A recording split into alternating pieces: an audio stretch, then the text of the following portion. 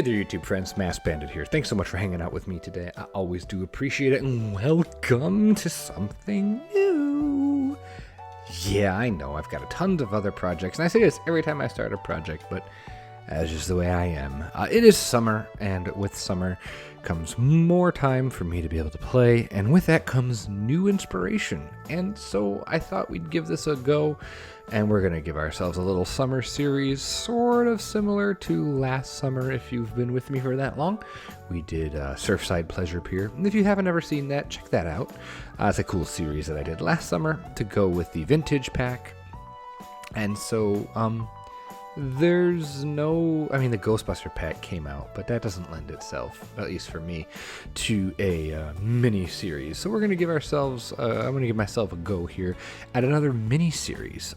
These seem to work really well for me. They allow me to go just full out inspirational mode and just put pedal to the metal and get a lot done in a short amount of time, and greatly increase the actual chance that I get to finish something. Because if you know anything about me, you know that me finishing things is not something that happens a lot. But anyway, with this extra time over the summer, I've decided to give this a whirl. And my inspiration for this project is something called Riverview Amusement Park in Chicago. At least that was the jumping off point for the project. I have one of those, I have a book, it's like a historical picture, photos and all that, and it's of this Riverview. And it was this classic amusement park. It would have been perfect for last year's vintage pack park, but I wanted to do a pier instead. So I felt kind of weird being like, well, let's do another vintage project. So I didn't want to do that, but most of the inspiration, at least for the setting of this project, comes from there. So you'll notice the beginning of the video, we started with making some roads, and I did that intentionally. I want to box myself off and say, you have this much space to work with. That seems to do really well for me when it comes to these mini projects. I did it with Surfside with a pier, and then I did it with Bro Acres. I gave myself a plot of farmland to work on. And even the Bro Nation Christmas Village, it was nice to be like, I have this much space to work with, and made it work. And so here we are with this project. It's going to be small. It's going to hopefully take approximately 10 to 15 episodes. That seems to be a lot of how these mini projects go. And it'll probably stretch a bit past summer, but not too much. I'd like to do another fall project. That seems to work best for me. But anyway, let's talk more about this. It doesn't have a name yet. I'm thinking Sunnyvale Park or Sunnyvale Field or something like that. Something real generic, but just nice and summery. So we're going to go with that. Probably as a name, and it's going to be very generic. Like, I'm trying to think, like, Conifer Slopes is really generic, but it's like generic rustic. And No Name Landia is generic, but it's also generic rustic. This is gonna just be generic, almost Cedar Fair-ish. So, like, while I mentioned my original inspiration was Riverview, currently my inspiration is actually closer to something I did in Roller Coaster Tycoon 3, which was called Beachy Keen Amusement Park. And I don't know if you remember that, but on my channel, somewhere in the depths, you can find a video of Beachy Keen, of the coaster Hurricane. I did a POV for that, and it's not very good, but you can at least see some of the park that we're going for here. It's going to be very modern, and my plan here is to use a bunch of the rides and theme and stalls and pieces that I've never really used before. I have the Ghostbusters pack, and you can see this entrance area, especially that tower on the left, uses uses some Ghostbuster wall pieces. There's some other really nice details in the Ghostbuster pack that I'll be hopefully using, but I've never taken advantage of classic or magnificent rides, and I really want to do this in this project. So you'll see, we'll be adding those hopefully as we go. I'm going to have is it a mock or a Mack? I mean, in America, I just assume it's Mack, but I think it's mock. We're going to have a mock coaster. We're going to get close, a rough approximation of a Mach coaster. In fact, all of our coasters in this series are going to be a rough approximation. If you know me, you know that coaster design is not necessarily a huge strength of mine.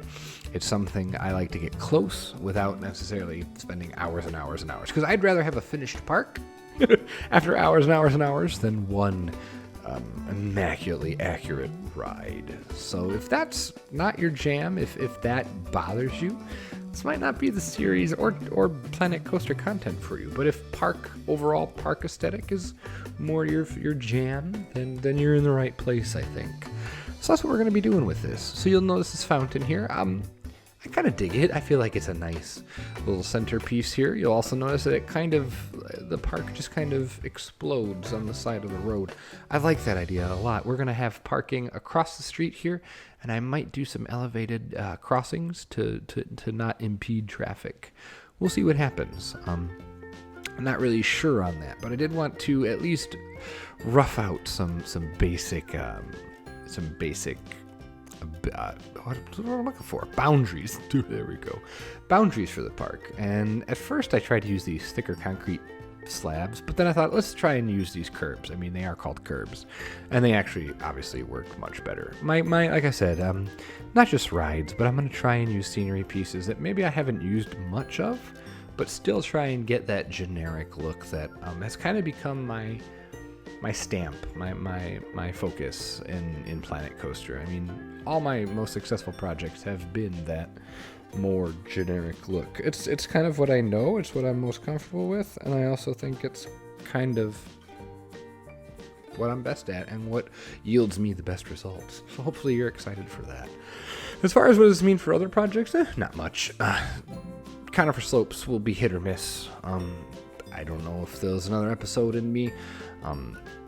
Other projects, other games are happening. Still working on Azuri. One to file is mine. It's currently in Jonty's hands.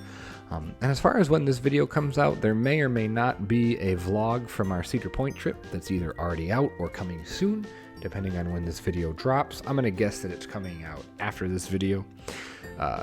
If you are not familiar, myself and a bunch of us from the Bro Nation Discord decided to meet up at Cedar Point, and that was on June 19th. And again, this video, I'm recording this on the 14th, so I'm not sure if this is already out yet, after the trip, or right before the trip, or during this, I don't know.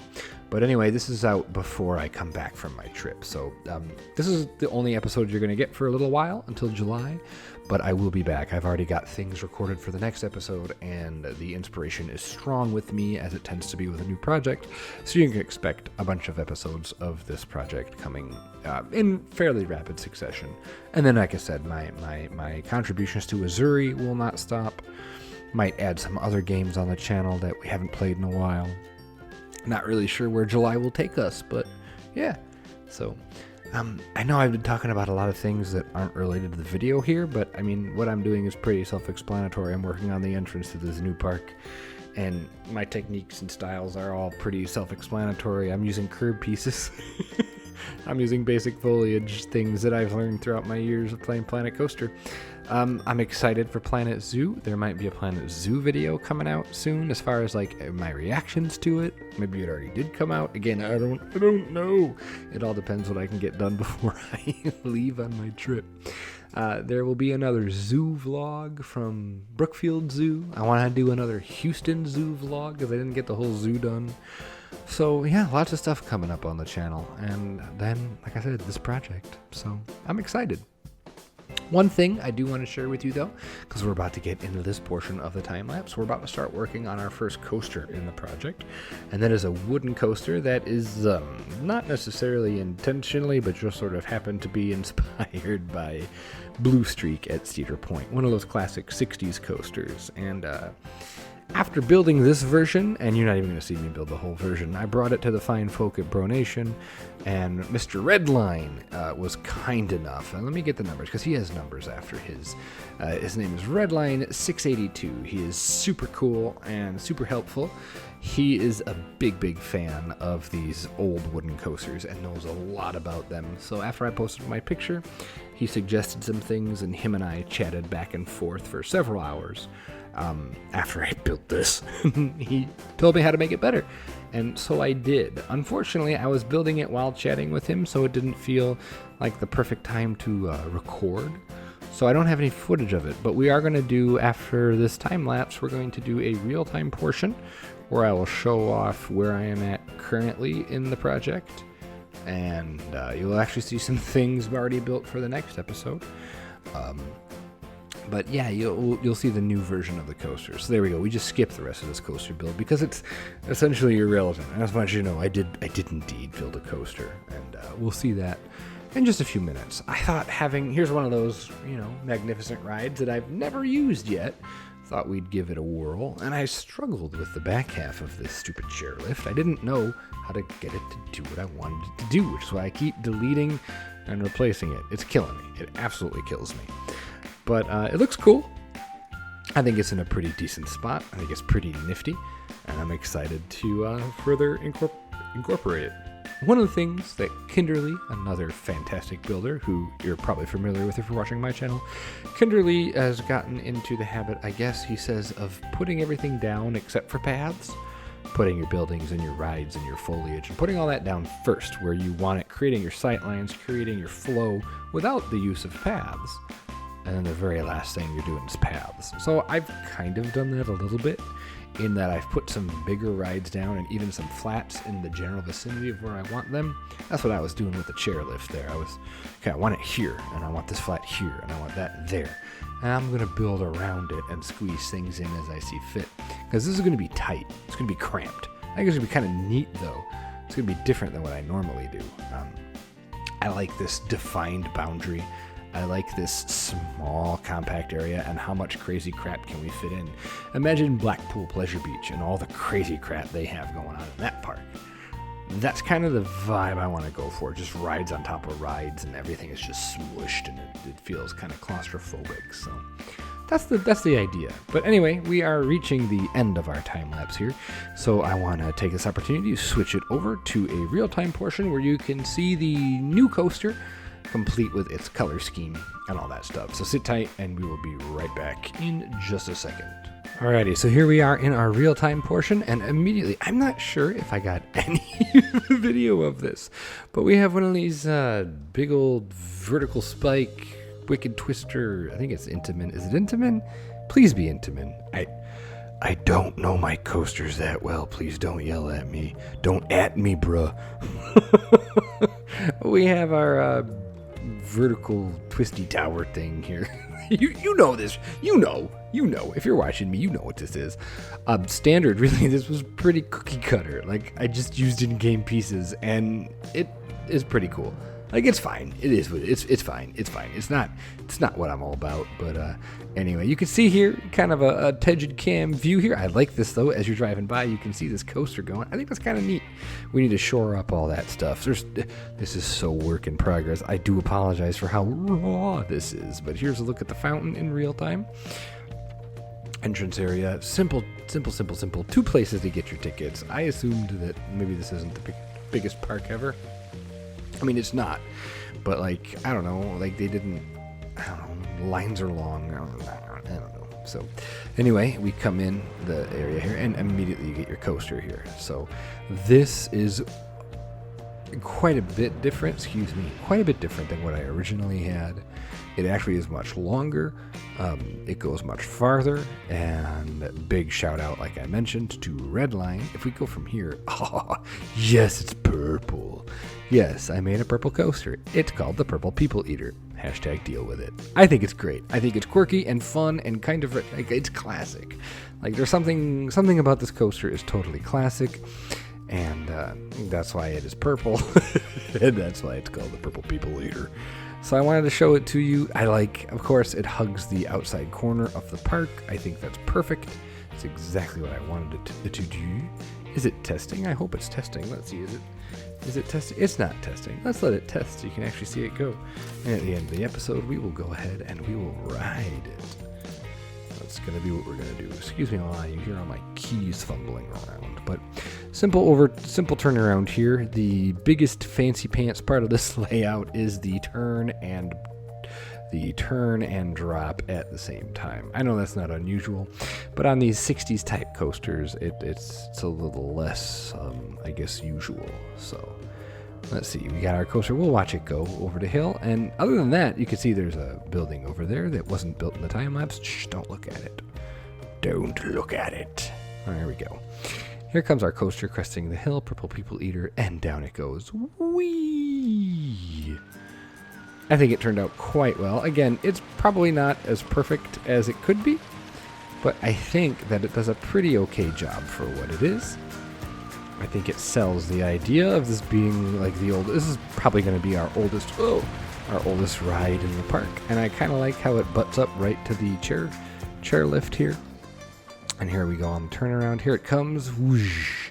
It's a little rough and tumble. I purposely did not smooth it to kind of give that bit of jank, which I think really helped sell the idea that it's an older ride. And then you get these quick little bunny hops back into the station. Here we go. Let's follow it along. I love that it's like the perfect speed. That's pretty good. Whew. And right into the block break. Really long brake run. Apparently the older, I think the brakes, the old style brakes would have been long to make sure the train could actually, stop. So that's about it. I'm going to hop out of here. And that's all I wanted to show you. I just really wanted to show you that. Yeah, I actually did do the coaster. And here you go. You can see. Here's the plot of land we're working with. It is not big. Not big at all. And we're going to try and cram as much crap as we can and do it. So I'm kind of excited to see where it goes. This will be a little bit different than what I've done so far in Planet Coaster, but I think it's going to be a good time.